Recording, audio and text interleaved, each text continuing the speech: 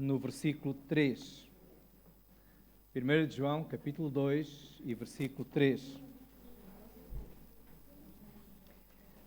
Nós vamos continuar a falar sobre esta carta que o apóstolo João escreve. E como os irmãos sabem, nos últimos domingos falámos já sobre 1 de João. O apóstolo apresenta-nos aqui claramente qual é o seu propósito desta sua carta. Ele fala várias vezes: estas coisas vos escrevi para que... E uma das coisas que ele diz logo no início é para que a vossa alegria se cumpra, ou seja, completa. No versículo 4 do capítulo 1, ele diz: eu escrevo para que a vossa alegria seja completa. E realmente, quando nós conhecemos verdadeiramente a Deus, e é sobre isso que ele vai fazer, quando nós sabemos quem é Deus, quando nós conhecemos a Deus, quando nós andamos com Ele, nós vivemos este tempo de alegria, alegria espiritual, alegria da salvação, alegria na presença do Senhor, alegria na presença uns dos outros, porque estamos na luz. Tudo isto ele fala no capítulo 1. Temos comunhão com o Pai e com o Filho, temos comunhão uns com os outros e realmente andamos na luz. Como resultado, nós experimentamos essa alegria do Espírito Santo na nossa vida. Isto não significa que não haja problemas e às vezes quedas e pecado na nossa vida. Ele diz mesmo que se alguém disser que não peca, então é mentiroso. Agora, o que nós sabemos é que se pecarmos, nós não temos que temer pela nossa salvação, porque ela nos é garantida pela graça do nosso Deus. Aqui o apóstolo nos diz que se pecarmos, nós temos alguém que nos defende, temos um advogado. Jesus, a propiciação pelos nossos pecados, aquele que deu a sua vida para perdão dos nossos pecados. Mas algumas pessoas pensam que pelo facto de nós termos ou estarmos debaixo da graça de Deus, que isso nos permite, então, e já que temos a vida eterna, porque ele mais à frente também vai dizer no capítulo 5, no versículo 13, eu escrevo para que vocês saibam que têm a vida eterna, para que não duvidem da vossa salvação. E alguns acham que, então, se a salvação está garantida, nós podemos andar como quisermos, podemos fazer o que queremos, e permanecer no pecado e estamos salvos. Não é bem assim.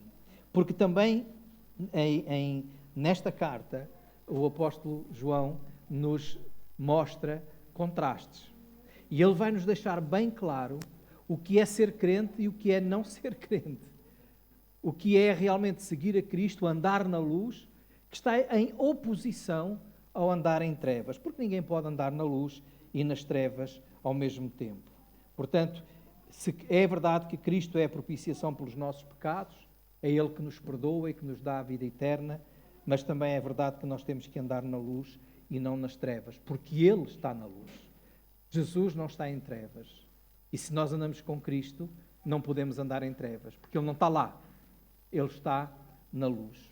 Portanto, este é um aspecto que ele vai frisar muito, que é a coerência na vida cristã. O cristão não pode contradizer-se, não pode dizer que está na luz, que está em comunhão com Deus, que está vivendo na presença de Deus, mas ao mesmo tempo vive à sua maneira no pecado. Eu ouço muitas vezes pessoas dizerem: eu estou afastado, mas Deus está sempre comigo. Mentira. Não é assim. Bom, Deus até pode estar sempre, mas nós não estamos sempre. Deus pode estar sempre porque Ele é omnipresente, mas não pode estar sempre conosco naquilo que nós fazemos. Não apoia, não aprova, repugna até, em muitos casos. Então, como é que nós podemos saber que a nossa fé é uma fé genuína? Como é que nós podemos saber que a nossa relação com Deus está em bom estado de saúde? Bom, hoje nós, a partir do versículo 3, vamos ver aqui algumas provas que o apóstolo João nos dá. Então vamos ler os versículos 3 até ao versículo 11. E diz assim, 1 de João, capítulo 2, versículo 3 a 11. E nisto sabemos que o conhecemos, se guardarmos os seus mandamentos. Aquele que diz, eu conheço, e não guarda os seus mandamentos, é mentiroso, e nele não está a verdade. Mas qualquer que guarda a sua palavra, o amor de Deus está nele verdadeiramente aperfeiçoado. Nisto conhecemos que estamos nele. Aquele que diz que está nele, também deve andar como ele andou. Irmãos, não vos escrevo mandamento novo, mas o mandamento antigo, que desde o princípio tivestes. Este mandamento antigo é a palavra que desde o princípio ouvistes. Outra vez vos escrevo um mandamento novo, que é verdadeiro nele e em vós, porque vão passando as trevas e já a verdadeira luz alumia. Aquele que diz que está na luz e aborrece a seu irmão, até agora está em trevas. Aquele que ama a seu irmão está na luz e nele não há escândalo. Mas aquele que aborrece a seu irmão está em trevas e anda em trevas e não sabe para onde deve ir porque as trevas lhe cegaram os olhos. Então, aqui nos são indicadas algumas evidências. Nós não vamos ter tempo hoje para falar de todas, mas creio que duas nós podemos conversar. E a primeira evidência é a obediência à palavra de Deus. Você quer saber, eu quero saber, se realmente sou um crente verdadeiro, tenho uma fé genuína, a minha relação com Deus está saudável. Então, o que diz aqui? Nisto sabemos, ou seja, nós podemos entender, perceber, ficar a saber que verdadeiramente conhecemos a Deus se guardarmos os seus mandamentos. A obediência é uma das evidências daquele que vive em comunhão com Deus. Se alguém diz que está em comunhão com Deus, mas não segue a sua palavra, não obedece à sua palavra, não caminha perto do Senhor, então não está a falar a verdade. Conhecer aqui, saber que o conhecemos, este conhecemos, é muito mais do que saber coisas acerca de Deus. É muito mais do que saber coisas sobre Deus. É muito mais até do que saber versículos da Bíblia de cor, capítulos da Bíblia de cor. Conhecer é sinónimo de um verdadeiro relacionamento de intimidade com Deus. Conhecer é estar perto dele, andar com ele. Os irmãos podem pensar que conhecem o nosso Presidente da República ou o Primeiro-Ministro, mas vocês não conhecem, a não ser que tenham alguma amizade, alguma intimidade com ele. E se têm, por favor, digam-me que eu tenho um recado. Nós sabemos coisas acerca deles, mas não os conhecemos. Há pessoas que sabem muita coisa sobre Deus, mas não o conhecem, porque não estão intimamente ligados a Ele. Como podemos saber que somos genuínos cristãos? Irmãos, não é cristão quem professa uma religião cristã. Pode ter o nome de cristão, mas se não guardar os seus mandamentos, se não andar segundo a sua vontade, não é um cristão genuíno. Não é cristão genuíno quem fala de Cristo. Há muitas pessoas que falam dele, mas não são cristãos.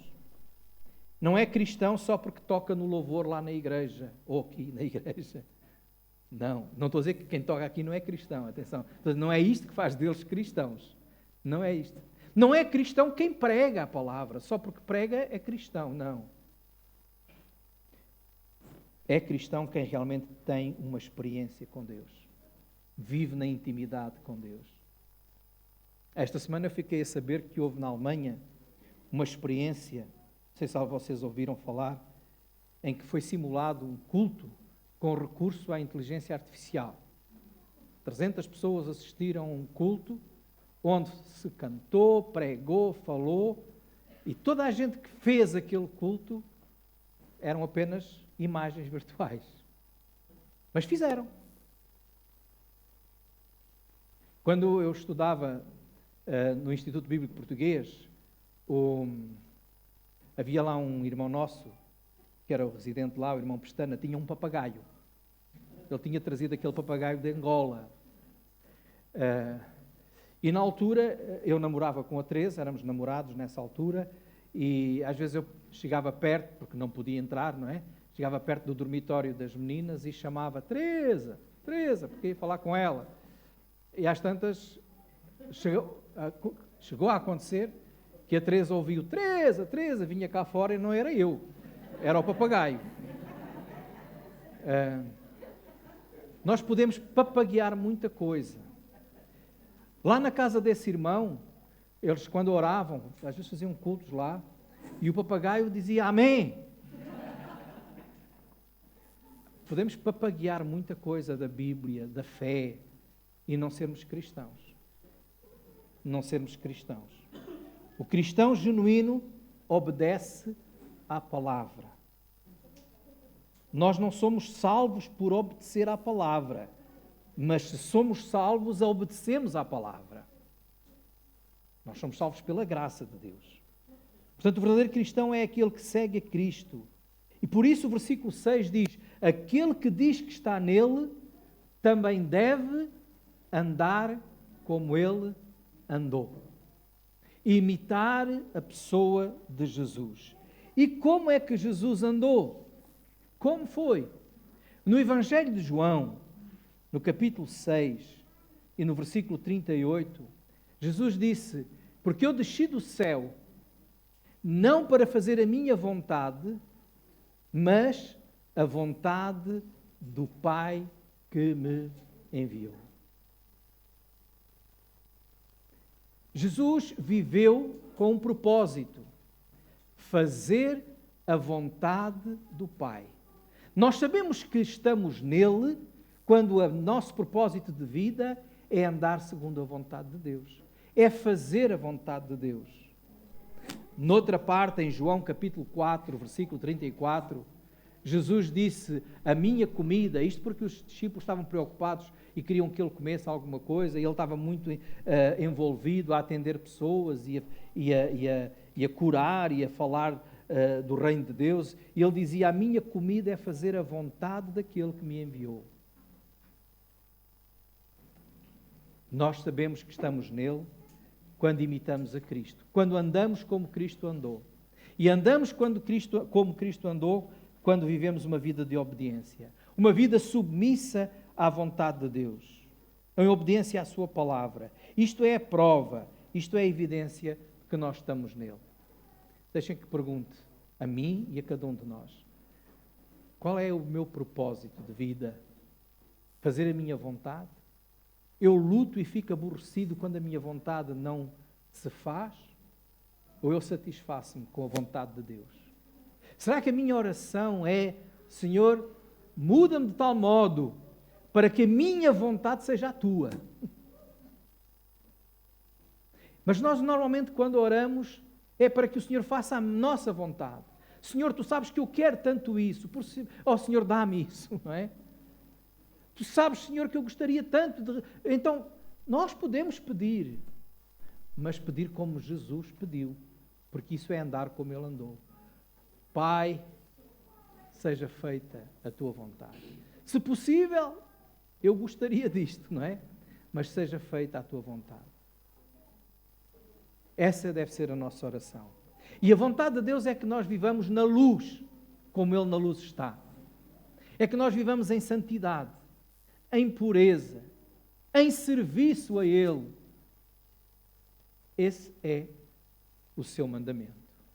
E agora, a seguir, temos aqui uma outra prova, que está intimamente ligada com esta, que é a vontade de Deus, que é o seu mandamento. Quando ele diz aqui, nisto sabemos que o conhecemos se guardarmos os seus mandamentos, então o seu mandamento é este, diz o versículo 7.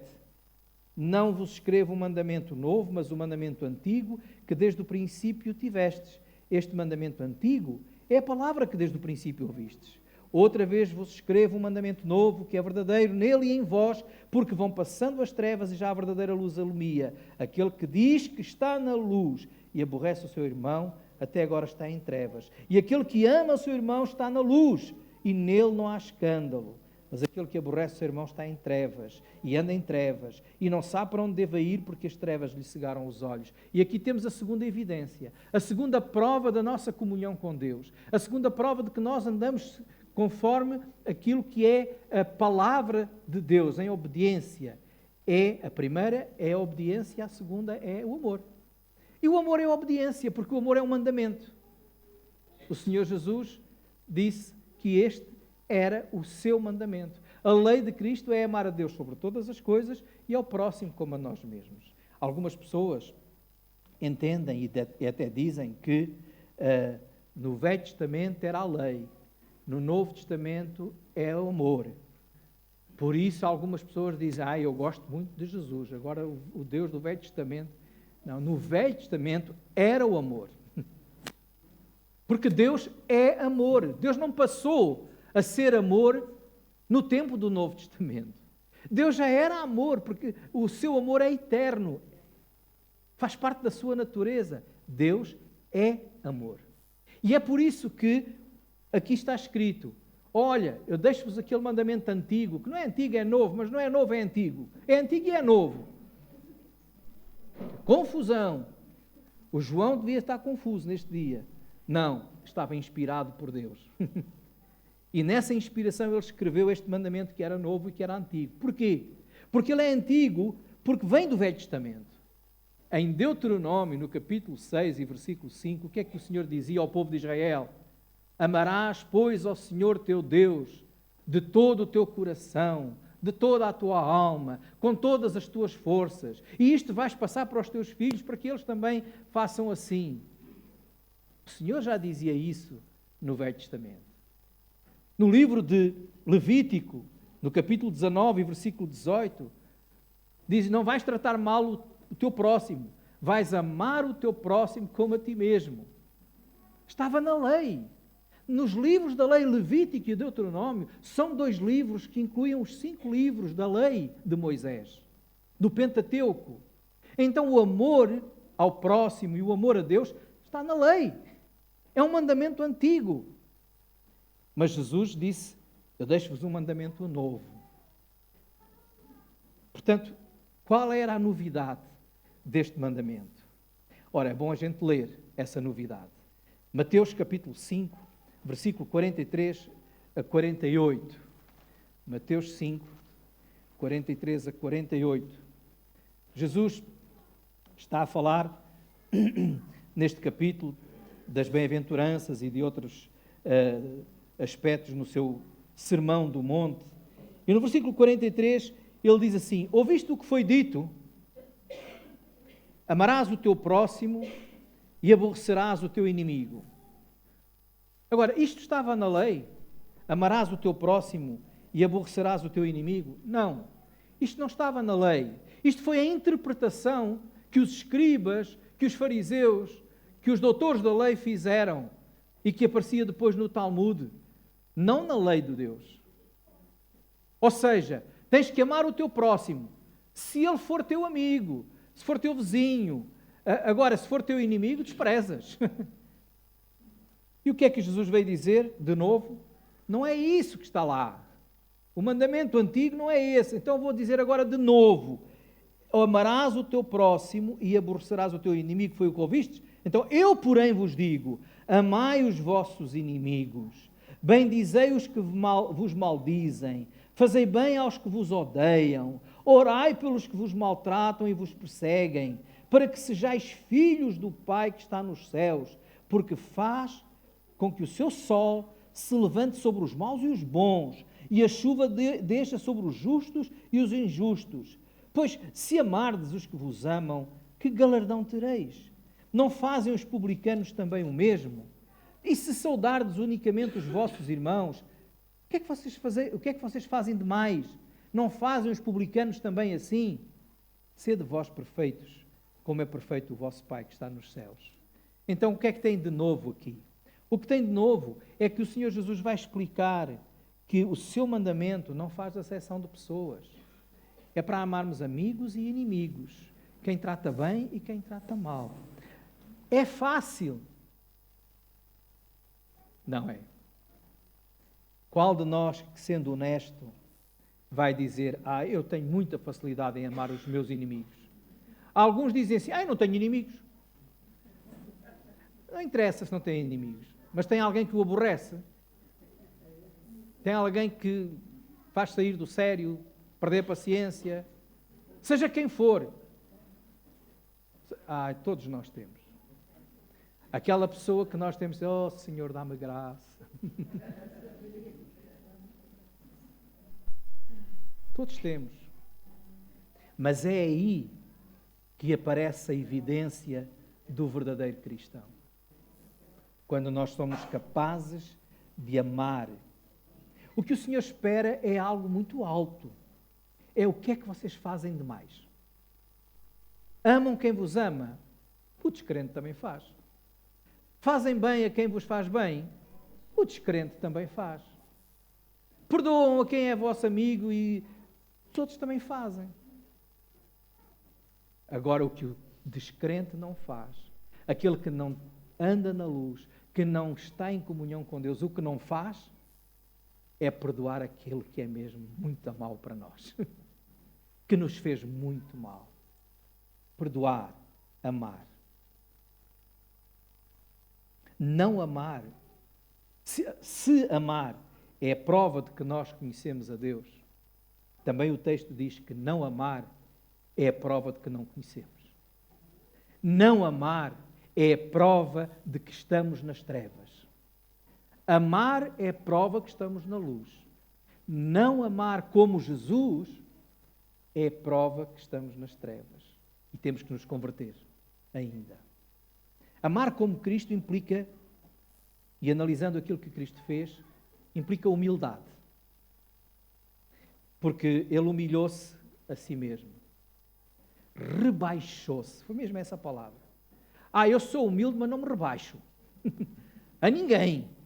Mas Jesus rebaixou-se. É o que a Bíblia diz. Sendo em forma de Deus, Ele baixou aqui. Fez em forma de homem. Jesus rebaixou-se. Porquê? Por amor a nós. Para poder realizar a obra da salvação na cruz. Amar como Cristo é pagar um preço que não tínhamos que pagar. A dívida não era nossa. A dívida não é minha, mas eu pago. A culpa não é minha, mas não me interessa, eu perdoo. Irmãos, isso é amar como Cristo. Ele pagou a nossa culpa. Amar como Cristo amou é pedir perdão a Deus por aqueles, ou para aqueles que nos fazem mal. Não foi isso que Cristo fez? Na cruz, quando era maltratado, injuriado, humilhado, Pai, perdoa-lhes. Eles não sabem o que fazem. Somos nós capazes de ter este amor que roga a compaixão de Deus pelos nossos inimigos, pelos nossos adversários, por aqueles que nos ofendem. Isso é uma novidade. O mundo não vai entender. O mundo não vai entender. Mas isso agrada a Deus. A oração de Jesus lá na cruz pelos seus inimigos não foi, Senhor, ó Pai, faz justiça. Eu confio na tua justiça. Jesus também não orou dizendo, Pai, a vingança é tua, pertence a ti, portanto, vinga este mal. E às vezes nós fazemos esta oração. Que Deus faça justiça. É quase como rogar uma praga àqueles que nos fazem mal, não é? Isso não é amar. Quem não ama como Jesus não está em boa comunhão com Deus. Então nós temos que olhar para nós e dizer, Senhor, sonda-me. Sabemos que o amor é sinal de que nós estamos na luz. Sabemos que o caminho que devemos percorrer é andar na luz. Porque se não andarmos, nós estamos cegos. Estamos-nos a enganar a nós mesmos. E João diz isso. Aquele que aborrece está em trevas, porque as trevas lhe cegaram os olhos. E não sabe para onde deve ir. E às vezes nós estamos desorientados e perdidos até na nossa vida, porque não somos capazes de amar como Jesus amou a cada um de nós.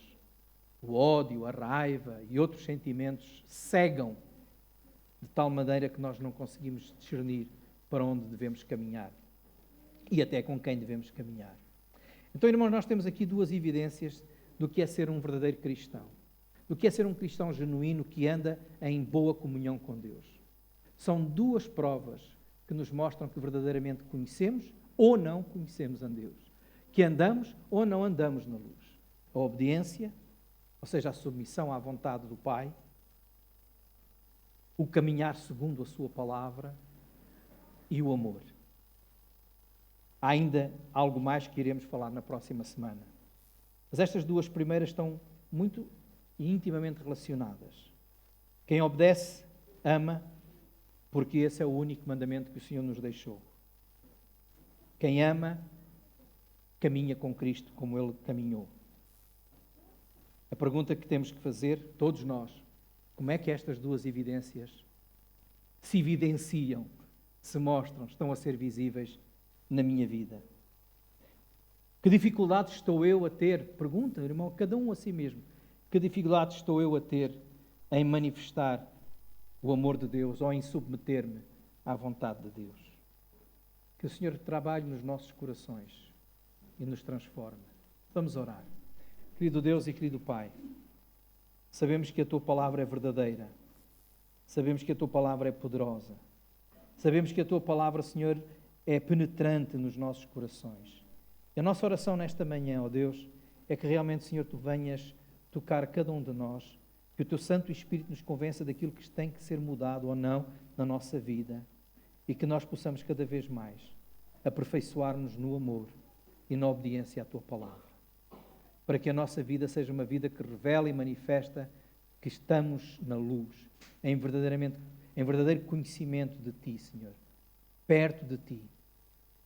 Ó Deus, por nós próprios nós não conseguimos vencer algumas dificuldades. Precisamos de Ti, Senhor, da Tua força, da força do Teu poder, da força do Teu amor. Por isso, Senhor, enche-nos com o Teu Santo Espírito, que o Teu Santo Espírito nos transforme, para que a Tua luz, a luz de Cristo, possa brilhar em cada um de nós. Em nome de Jesus. Amém.